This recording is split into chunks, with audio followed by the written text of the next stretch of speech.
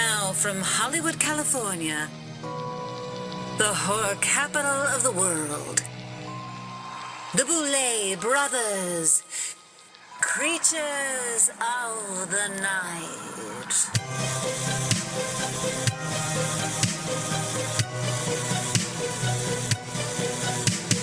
Hello, everyone, and welcome to a brand new episode of the Boulet Brothers Creatures of the Night. As always, we are your ghost hosts for the evening, the Boulet Brothers, the Queens of Darkness, Swanthula. And Draklord. Oh, she threw me a curveball. I thought that would trick you. Anyways, we're coming to you live once again from Boulet Manor, and I've added some really spooky lights in here, which I think are really cute. What do you think? It's so good, and it's setting the tone for tonight's episodic theme, which I live for. Just saying it.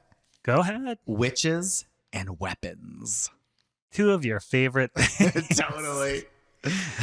So why is it witches and weapons? Well, obviously we went to see Weapons. If you all have not went to see Weapons, you may want to skip the Junior Mints Movie Club review this episode, but I say listen to it anyways. We'll tell you if it's good or not and if you should go see it, and you just won't be surprised when you're there. Exactly. But yeah, we are going to be talking about spoilers later in the episode, so if you don't want to hear any when we go to break, just cut out that part and then come back for the listener questions. So what I'm excited about right now is that by the time this episode of Creatures of the Night airs, the proverbial Halloween black cat will be completely out of the bag. And what black cat is that? Let me tell you, Drac and I have been toiling away in the shadows, and this year some of our work is coming to fruition. We are teaming up with our favorite haunt in the world, Not Scary Farm, and we are collaborating with them. So there is a huge event called Midsummer Scream where we'll be featured as part of their panel. But then also they have this thing called Nightmares Revealed, which is basically like a huge event at the park in Buena Park. And it describes all of the deadly and delightful details of the upcoming haunt season. So you learn what haunts are going to be coming, what haunts are going to be leaving, what's your last chance to see. And of course, we will be making appearances on select nights throughout the Halloween season. We will be your horror hosts for this year at Not Scary Farms, and I have to say I am truly excited to be doing this. It's like my favorite thing. I actually cannot wait. Me neither. So we had Sinister Seymour way back in the day when the world was in black and white, and then we had Wolfman Jack for a little while, and then we had Elvira, and now we have the Queens of Darkness, the Boulet Brothers. This is the history of Knots. They have like a long history of horror hosts that were part of their Halloween season, and it's just fucking amazing to be part of that lineage. Yes, and actually, Not Scary Farms was created because of Sinister Seymour and his idea to have a Halloween-themed event. And I just think it's amazing. If you want to come to Not Scary Farms, we will put on social media the dates that we're going to be there. Yeah, and you can come and see us in all of our glory. And one other thing we should remind you about is the Boulet Brothers Dragula season 666 tour is going to be kicking off any day. So if you have not gotten your tickets, make sure you get your tickets because it's an awesome show. It's going to be an incredible time. If you're a listener and you're nervous, because a lot of people post stuff on social media like, what should I wear? Should I come alone? All this stuff. Yes, you should come alone and you should wear whatever you want. The truth is, it's very accepting. It's a very family vibe. If you are part of our freak family in any way, you will feel right at home at the show. So please come. It's an incredible show. It's going to be a lot of fun. And the tickets are selling out. Just to clarify, family as in like freaky chosen family, not like Thanksgiving dinner family. Please bring your Thanksgiving family with you. Oh my God. And if you're a fan of Desiree Dick, please bring your Thanksgiving chicken. We're going to see Desiree. I know it's going to be great. I'm so looking forward to it. Like everybody, not only being on the road with Asia and T and Gray all the time, but we have a bunch of guests on the tour and then, you know, spots throughout the country where some guests might appear from previous seasons of the show. Like I'm super excited. I cannot wait to see what Desiree wears to the tour show. It's going to be interesting. I wonder if it's going to be poultry themed. I'm not sure. We'll see. Yep. Dreams may come true. All right, so before we get into this episode's movie review, and in honor of the theme, I want to ask you who your 3 favorite witches are from any medium. Wow. That's a huge question. I know it is. And I mean, I love a witch. I know you do. I love a witch. Like, I think the hardest question for me is what do I like more, witches or vampires? Because those are my absolute 2 favorites, and it's tough. And I thought about this, and I think the witches that made their first impression on me, as the youngest I can remember, the first time I saw a witch, it is my favorite kind of witch. It is an old, rotten hag, and there isn't just one of them, there's 3 of them, and they're called the Grey Witches. They're from Clash of the Titans, those blind witches that request the eye and guide Perseus and tell him about, like, Medusa being able to destroy the Kraken. Like, I was just under their spell. I understand that. I get that. They're so freaky, and they really kind of tap an archetype, right? Because you have like the weird sisters from Macbeth. It's the 3 witches. You have the maiden, the mother, and the crone, which is very like in Wicca. It's just a very interesting witch archetype. All right. My first witch on my 3 favorites is Mombi from the Wizard of Oz book. Oh. Yes. I love Mombi. Mombi was fantastic. Everyone thinks of the Wicked Witch of the West as the big villain from the Wizard of Oz series, and it's not. Mombi is actually the main antagonist through most of those books. So tell us about it, because I remember when you were reading these, and Drac has read all of the Frank L. Baum, like, Wizard of Oz books. And I only know that, like, vicariously through Drac. But I know that there was one character that, like, had a collection of heads that she could remove and like swap out her head. I don't know if that's Mombi. Like, what was Mombi's deal? It is not. Mombi was kind of like a granny witch. Like, she had like a bonnet on and she was hunched over, but she was super powerful. And she is the one that turned Ozma into a boy. Oh. And kept her as a servant. Wow, interesting. Yeah, so Ozma, obviously being the Queen of Oz, yeah, she got kidnapped by Mombi, turned into a boy, and she was just a servant. So that's who Mombi is. But they did, in the Wizard of Oz sequel that they made, Return to Oz, the movie, they took 2 characters and merged them. So they called the person with the head removing Mombi when it was actually a different character in the book that I can't remember who it was. Oh, maybe that's what I'm mixing up now. Yeah. Do you like Jelly a Jam? Yes. Do you like and so forth? I don't know if that's real. I think we made that up. Okay. Okay, my second witch. This was tough. I'm going to interject what I do here is my honorable mention, because she was like kind of like in the running to be my second choice, which is Bellatrix Lestrange from Harry Potter. Love a psycho dark girl who's like deadly. Like, she's really fun. But I think, going off of what you just said, in the world of the Wizard of Oz, it is Elphaba. It is the Wicked Witch of the West. That is my second choice. Oh. Especially after Wicked. Like, I'm sorry, I'm a Wicked queen. Like, I loved that movie. It stuck with me. Like, I am about to defy gravity right now. Like, she was a very famous classic witch, of course, with a huge impression on our childhood and everything. She influenced Dragula. She was the first challenge of the show. And I just think she is absolutely iconic.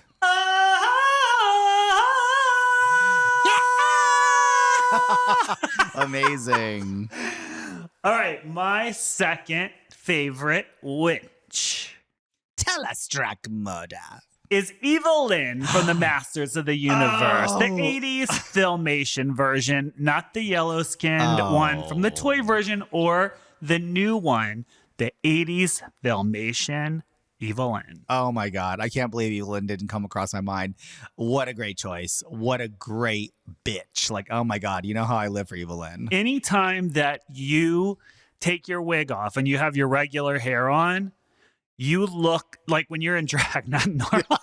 When you're in drag and you take your wig off, you look like Evelyn when she takes her helmet off, like literally.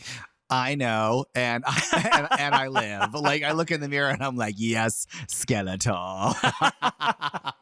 I do love it. All right, who's your number 3? Okay, my number 3, it's a very obscure choice. I don't know that you read the book, but one of my favorite books, I've read it multiple times and it is huge, is from Storm Constantine, and it's called Wraithu. And there's a specific Wraithu, their name is Cobweb, and they're very sexually ambiguous. It's not like they're a big, boisterous, crazy, powerful, like battle mage type of character. character.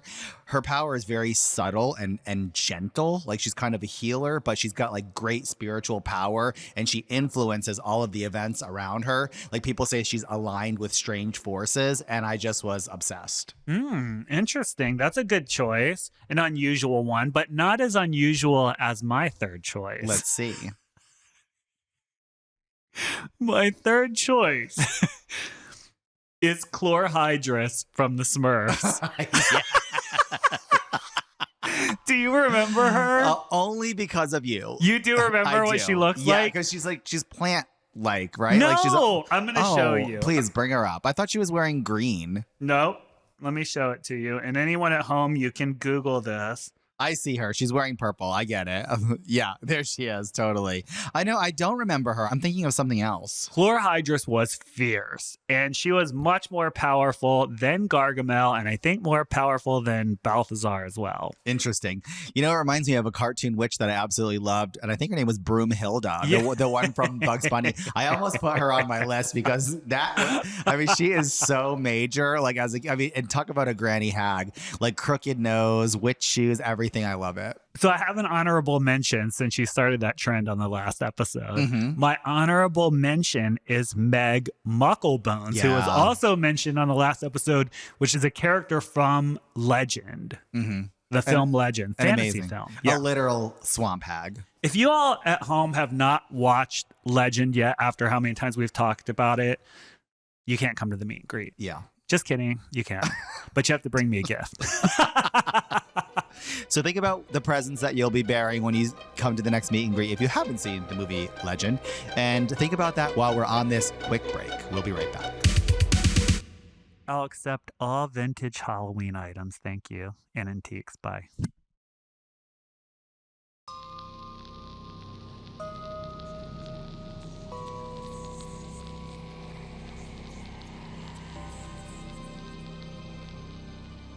Welcome back, everyone. It's time to dig into this episode's Junior Mints Movie Club review. Woo! Yes, as we mentioned, we are reviewing Weapon. Whoop, whoop. Spoiler alert. Like, we don't hold back. We're going to tell you all about it. So if you want to see Weapons and you don't want it spoiled, just fast forward to the listener questions. My first question for you before we dig into it, what did you think the movie was actually going to be about? This was one of those movies where I went in completely blind. I just saw the trailer, and the trailer did not give it away at all. So I kind of went in knowing like something strange was going to happen, but I had absolutely no idea what the movie was about. All right. Well, I did not know what it was about either, but I also did not guess what it ended up being about, though I should have known, and we'll get to that. Here's a quick description of the film. A quiet Pennsylvania town is shaken when 17 children mysteriously vanish in the middle of the night, leaving only one behind. As suspicion falls on their teacher and panic grips the community, a grieving father and the haunted educator uncover a sinister force lurking in plain sight. What begins as a missing persons mystery spirals into a chilling tale of witchcraft, possession, and survival. Yeah. And I think it's spelled out right there, and it's absolutely an influence on this episode's title and theme, witches and weapons. So the movie starts off with the school children waking up in the middle of the night and running out of their house. That's sort of the establishing first half hour of the movie. With their arms splayed out like they're flying, like I've seen on TikTok, and it's kind of going around now. Oh, it's kind of funny, yeah.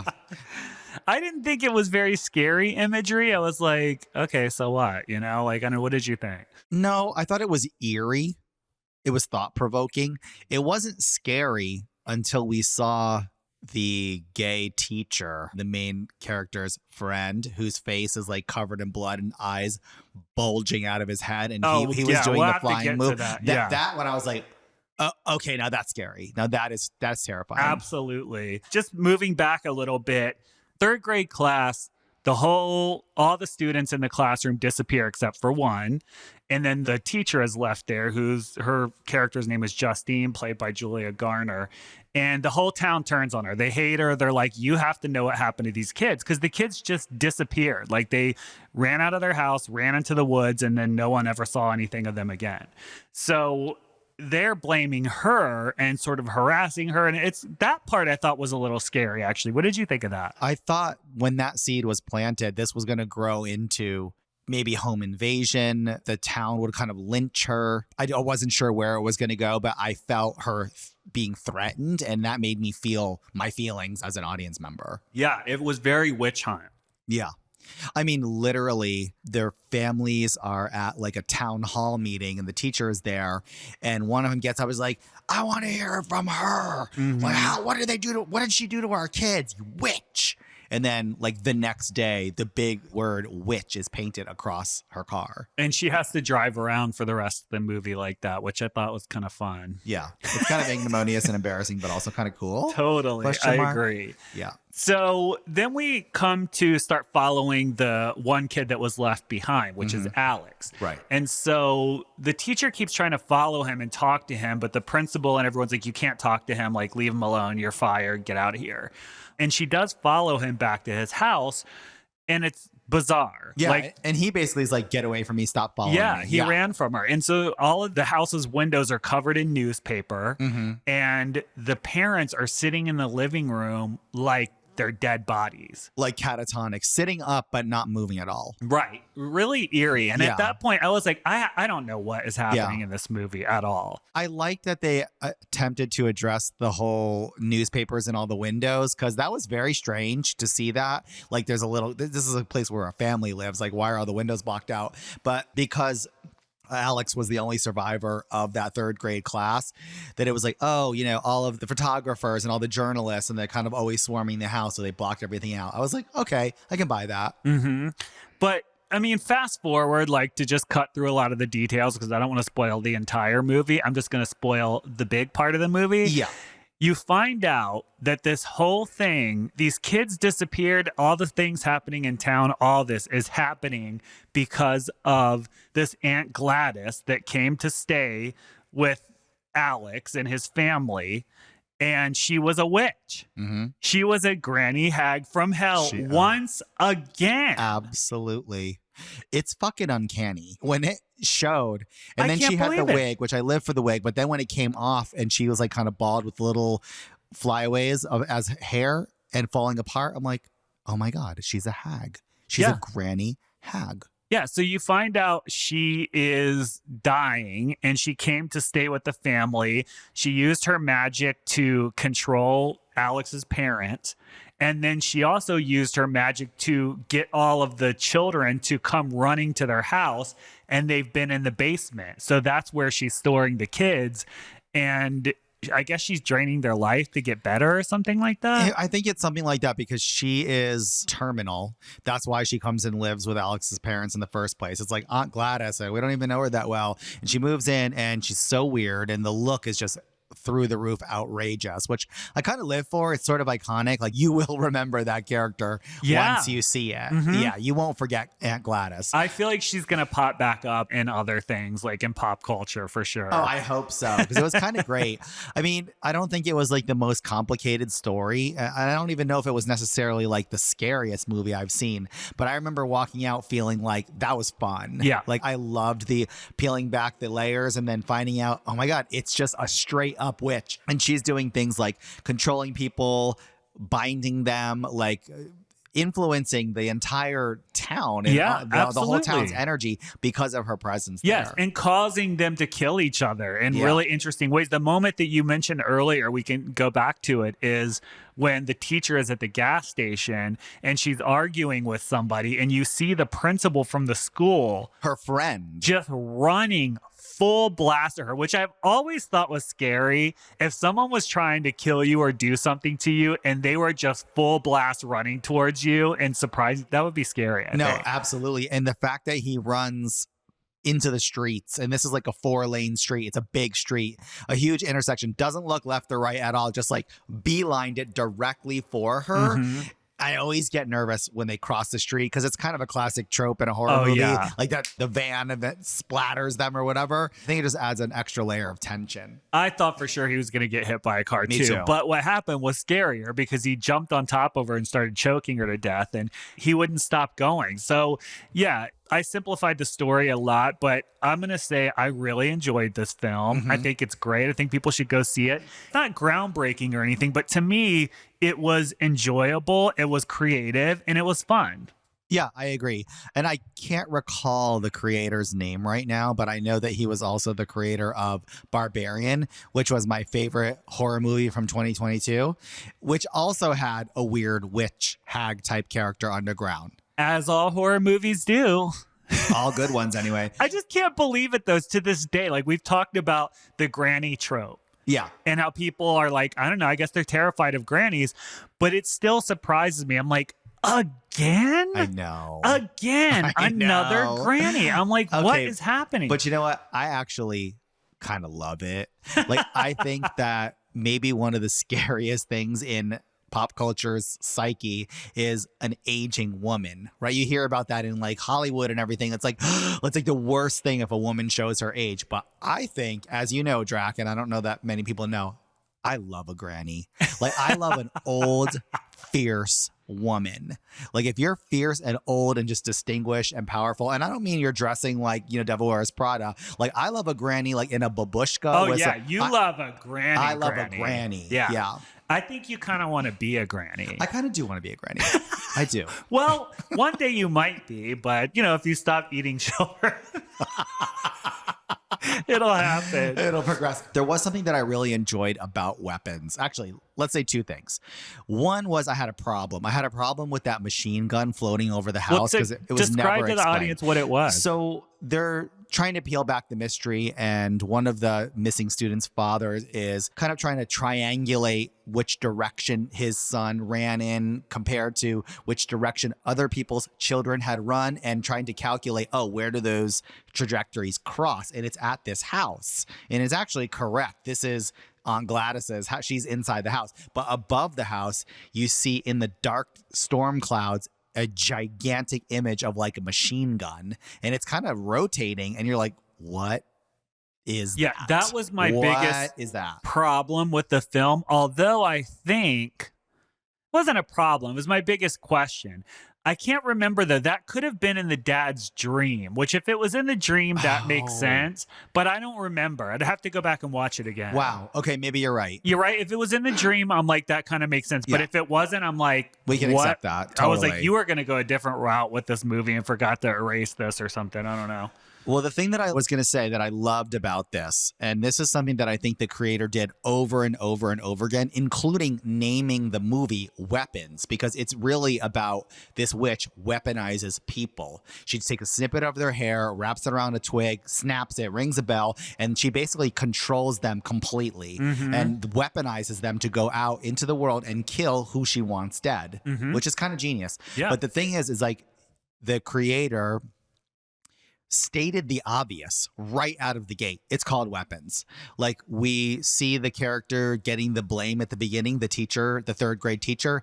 The word witch, you see it throughout the movie in giant red letters. Yeah, they tell you what it's about. Yeah. But you don't know. Exactly. And then there's another subtle thing I picked up on several times, maybe at least two, if not three times.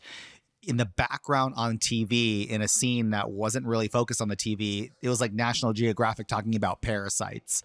And then you heard another conversation about parasites. And then there was a shot in the school, and there's, you know, curriculum taped on the walls in the background, and the word parasite was there. And the witch is literally a parasite feeding on the children and the people of the town. Right. I just thought it was really genius. I love shit like that. It's really smart. And a friend of ours went in thinking that it was a sequel to Barbarian, or a prequel actually, and they were like, wait a minute, they were like, is this granny, like, how does she become an ogress and go under town? And he was like, it was like 75% of the way through, and he's like, wait a minute, this has nothing to do with Barbarian. Yeah.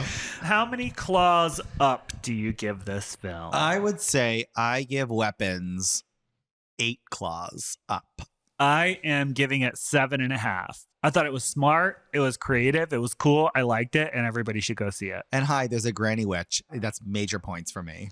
Let's take a break. When we come back, we will answer all of your listener questions.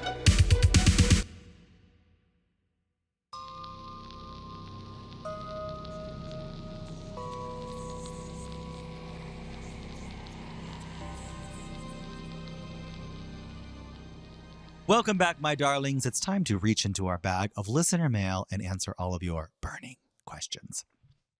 Joe from Minneapolis writes, I'm a longtime viewer of the show and always wondered, in the intro credits, who was the person saying or lip-syncing drag, filth, horror, glamour? That would be moi. That would be Swantula. Those are my lips. And it's so kind of random because that day I decided to do like the drippy paint, and we used to do that more regularly. And I haven't done it probably since season 2, but it is iconically stamped into that intro, and I do love it. And who was saying the words, though? Because it wasn't you. No, it wasn't me. Speaking the words. Yeah, this was a good friend, an old roommate, a DJ, a sound engineer who I know, and we've both known for years from Club World. And we were like, hey, we're doing this thing, this show. It's called Dragula. It's about this and that. And we basically developed the song together, but he recorded it. He's the one that said when we were going to start Dragula, he's like, oh my God, that's a terrible idea. Don't do it. He did. And then that night, it was exploded, packed, line around the block, fiercest party I've probably ever been to. Yeah, it's true. Anyways, this next one is not a question. It's more of a comment. We had mentioned on the last episode for people to tell us what songs they wanted us to sing on tour. Shannon says, no need to argue, please. It is hands down my favorite and always causes tears. Every song you've done is worth seeing live, and maybe this isn't the best pick in terms of performance possibilities, but it reduces me to a puddle every time and has my vote. Well, that's a huge compliment, Shannon. Thank you. It really is. You know, David Datsmalchin loves that song too. He said it made him cry. I mean, I think it's tear-worthy. It's not necessarily good for a tour, though, right? I don't think so. If it was like the Boulets live in concert, then we would probably weave that into the lineup of performance songs. But I'm not sure if that's conducive to like a Dragula tour. But I love the song too. Maybe we can sneak it in one night. We'll see. Maybe. Cody from Durham writes, I have a question about the Resurrection post-mortem. I really enjoyed your recap of the first 3 seasons of Dragula, and I am very excited for you to cover probably one of my favorite projects from the diva trio of Hell and Under. I was wondering if y'all were still planning on covering Resurrection, and if so, when? Here's the thing. We did cover Resurrection on the podcast when it was happening, and we had the people that worked on it and that went around the country with us during the pandemic on the podcast, and we talked about it. I did consider doing a recap because a lot has changed since then, but to be honest, I have to think about it. I have to think about it because it kind of can dig up some not so savory stuff. Yeah. Right? That not doesn't have to do with the project. Yeah. But some fallout from the project and some weird misdirection stuff. And I don't know, I guess I want to think about if I want to dredge that back up or not, because it would be kind of nice to have our say on the reality. Yeah.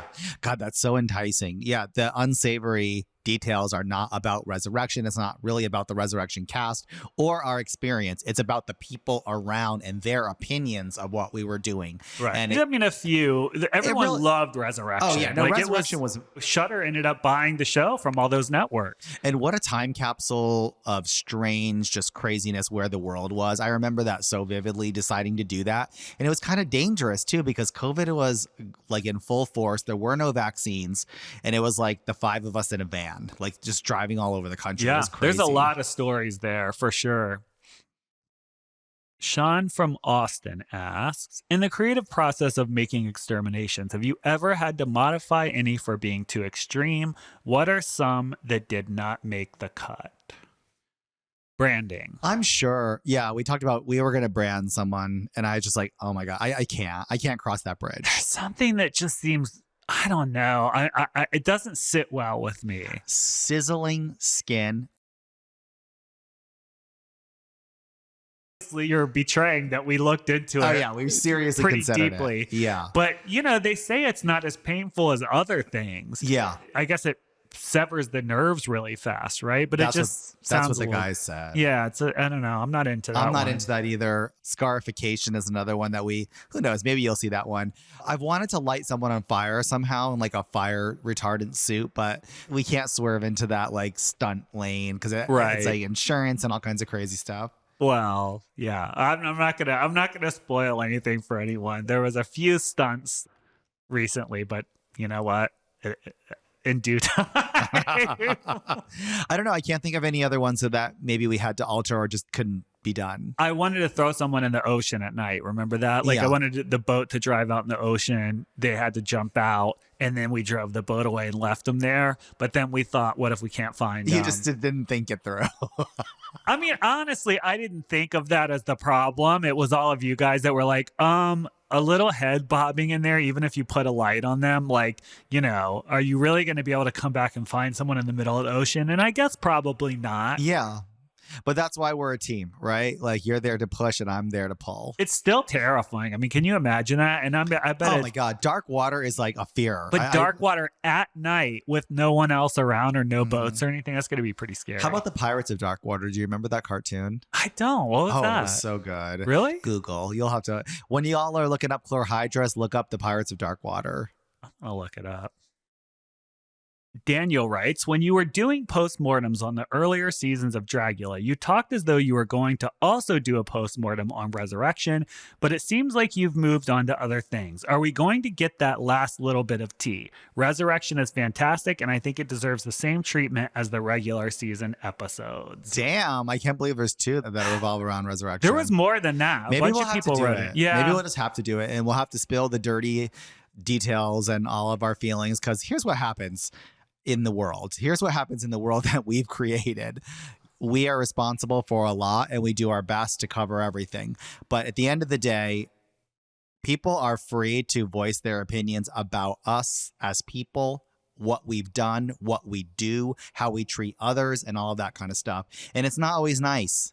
And when it's not nice, being where we are in our position, we tend to not respond to that kind of stuff because it just doesn't stoke the fire, and it doesn't feed the troll and all that kind of stuff. But what it does do is it robs us of our opportunity to tell our side of the story. Right. And I think if we recapped Resurrection, we would have to kind of crack that open and tell our side of the drama. Yeah, we would. And it's deep. You know, it's not, It's very I don't know that personal. it's something I want to revisit, but I'm going to think about it. Kristen in Dallas writes, hello, my favorites. Please, please, please play Wicked Love on the tour. When I listen to it, I hear your beautiful relationship with one another. This song is perfection. You know, that is our most streamed song of all time.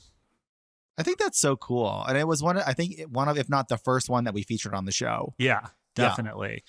Maybe we will. Who knows? Maybe we practiced it already. I don't know. Maybe it's in the lineup. Maybe it's already in the computer ready to go on this tour. Maybe at rehearsals, we'll decide it was a bad idea and cut it off completely.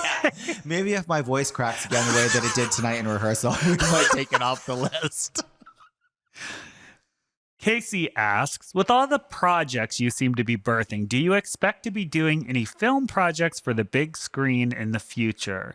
I don't know about the big screen. We have not talked about doing a theatrical release, but there are definitely a few scripted streaming projects that we're working on. I would love to have a film debut at theaters one day, though, before they disappear. I want a horror movie. I do. I want a Boulet Brothers horror movie. I'm putting that out in the universe. It's happening.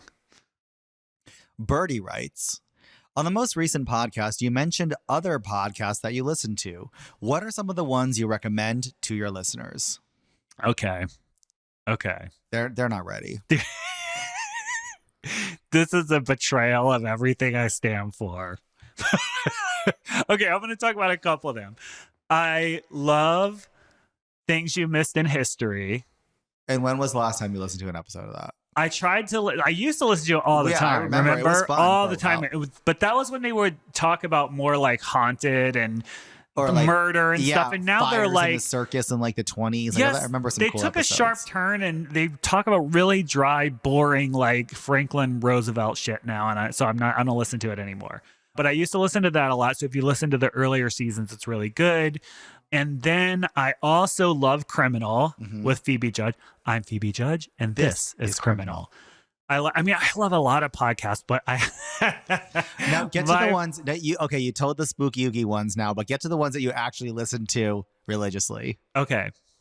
I listen to a podcast called Two Teas in a Pod, starring Tamara Judge from The Real Housewives of Orange County and Teddy Mellencamp from The Real Housewives of Beverly Hills. And they call themselves the Twats. I don't know what it is. I can listen to them all the time. It's like your carpool buddy, you know? And I turn it on and I listen to it, and it's dumb and fun and easy. And Look, it's fun to hear reality TV, specifically Housewives tea. And that's what they do. They talk everything up and down about the Housewives inside and out. Yeah. And I mean, look, I love reality TV, and a lot of these shows I listen to, you know, I get to hear about other reality shows and the behind the scenes and stuff. And we have friends that work on the show. We know the main producer on the Housewives, a lot of those Housewives show. But it's interesting to get that input from other reality shows because their experience is very similar to our cast's experience. Yeah. And as producers, and you know, the people we've talked to from Housewives, they have a very close experience to us as well. So it's nice to just sort of hear other people's experiences. I agree. And like talk shop and kind of commiserate and stitch and bitch together. Yeah. There's another one too. Carlos King's recap Yes. podcast is just great. All about like the reality TV world. Love Carlos King's podcast. And he does get into a lot of the behind the scenes producer side of things, which I really appreciate. Absolutely. And now he's got Claudia Jordan on there, who I live for. Love Claudia. God. Love her. But she was only on there recapping The Real Housewives of Atlanta, so I don't think she's there anymore. That's too bad. But I love her, and I wish they would put Claudia back on. Oh, me too. I she- love her voice on that. Red Nini. Hard. Jerry from Indonesia writes, since the last time I asked you about the difference when the production from small to big and the positive and negative side between the two, you answered that sometimes Ian cries, Swan screams, and Drac gets anxiety. So I want to ask, are there any times when you guys cry? Is it because of happy tears that finally it's done, or something that is so stressful, or a meltdown when the competitors are insane on set? I have never cried about Dragula. I have never cried about Dragula. No, I would not cry about Dragula. My tears are dry. Like I think when I was younger, I was much more in touch with my emotions. As I've gotten older, the world has hardened me, and I'm trying to undo that with a lot of inner work. I'm trying to think of what jumped to my mind though. I remember doing a club night, and this was I think this was like pre-Dragula. Oh, it was way pre. Yeah, years before Dragula. It was so stressful. The club owners were such dicks and thieves, and they screwed us over. They never put the air conditioning on. It was August. It was hotter than hell. I was trying to do my makeup in the dressing room. Just the makeup was just sliding. And the makeup would off. not stick to our face. Yeah. That's how hot it was. And it was what a horrible night. And I remember Drax like, let's go for a drive. We drove to Santa Monica. We went to the beach. I sat down and cried. As the sun came up. Yeah. Mhm. Oh, Good times. good times. All right, everybody, that's all we have for this episode of the Boulet Brothers Creatures of the Night. Make sure you email us your listener questions to creatures@bouletbrothersdragula.com. We love to hear from you, and we love to answer your questions on air. Make sure you get your tickets to the Boulet Brothers Dragula Season 666 tour now at dragulalive.com. Oh, and come and see us at Not Scary Farms. Look at our social media for dates. Bye. The Boulet Brothers Creatures of the Night is hosted by the Boulet Brothers with music by Neuron Spectre.